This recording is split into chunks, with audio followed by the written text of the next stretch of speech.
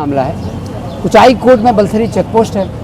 हम लोगों का प्रयास है कि बलथरी चेकपोस्ट पर, चूँकि बलथरी चेकपोस्ट से ट्रक निकलते हैं और ट्रक को चलाने वाले ट्रक ड्राइवर होते हैं जो कि बहुत गरीब होते हैं, और वो ट्रक ड्राइवर देश के विभिन्न राज्यों से आते हैं। जब वो ट्रक पहली बार बिहार में प्रवेश करते हैं इस नेशनल हाईवे 27 से, तो वो बिहार की सीमा बलथरी से ही शुरू होती है। तो हम लोगों को लगातार शिकायतें प्राप्त हो रही थी कि बलथरी चेकपोस्ट पर कुछ संगठित माफियाओं के द्वारा वसूली की जा रही है। इस क्रम में हम लोगों ने फरवरी में ही एक FIR दर्ज कराई थी कुचाई कोट थाना में, और उसमें करीब 50 नामजद और 50 अज्ञात लोग थे। उसमें 4 अपराधियों को गिरफ्तार करके जेल भी भेजा गया और उस पूरे मॉडस का पता लगाने का प्रयास किया गया कि ये लोग कैसे काम कर रहे हैं। 1 महीने तक इसका अनुसंधान हुआ।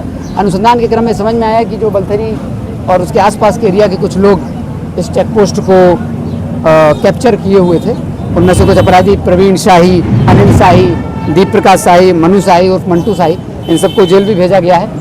तो इन लोगों के द्वारा एक संगठित ग्रुप बना करके चेकपोस्ट से वसूली का काम किया जा रहा था, जिसमें FIR दर्ज की गई। इन लोगों को जेल भी भेजा गया और बाकी सभी अभियुक्तों के विरुद्ध छापेमारी चल रही। इसमें ये भी पता चला अनुसंधान के बाद कि कुछ जो है RTO के ट्रांसपोर्ट डिपार्टमेंट के जो पदाधिकारी वहाँ पोस्टेड रहते हैं, वो भी इसमें मिलीभगत में शामिल रहते हैं। तो SDPO सदर वन को इस जांच के लिए प्रांजल जी को प्राधिकृत किया गया था।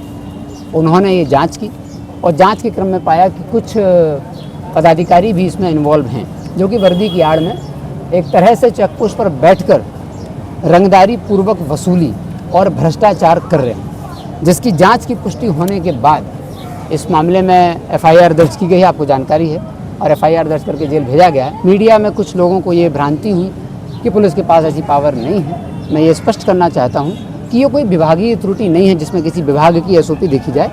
भारत का कानून, पुलिस की जो प्रक्रिया है वो भारतीय न्याय संहिता, भारतीय नागरिक सुरक्षा संहिता और भ्रष्टाचार अधिनियम के तहत कार्रवाई होती है। इन तीनों अधिनियम के तहत कार्रवाई की गई, जो कि पूर्णतः जब चेकपोस्ट पर बैठ करके अगर कोई रंगदारी पूर्वक वसूली करेगा और भ्रष्टाचार करेगा तो वो कोई विभागीय त्रुटि नहीं है, वो स्पष्ट अपराध है। और अपराध के लिए FIR जांच उसकी अपनी SOP है। तो उस SOP का पूर्णतः पालन किया गया है, जो पुलिस की SOP होती है अनुसंधान की। जिन लोगों को इस मामले में कुछ त्रुटि अनभिज्ञता है, उनके लिए बताना ज़रूरी है कि ये मामला पूरी तरह अपनी जो हमारा भ्रष्टाचार अधिनियम है उसके तहत ये कार्रवाई की गई है।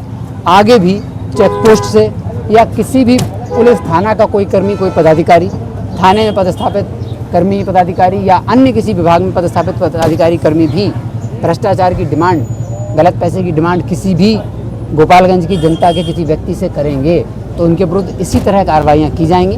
हम लोगों का नंबर सार्वजनिक है, हमारी गोपालगंज पुलिस का हेल्पलाइन नंबर भी सार्वजनिक है, उस पर आप साक्ष्य भेज सकते हैं। साक्ष्यों की जाँच होगी और भ्रष्टाचार अधिनियम के तहत जो SOP है उसके तहत ये कार्रवाई की गई है और उसी के तहत आगे भी कार्रवाइयाँ की जाएंगी।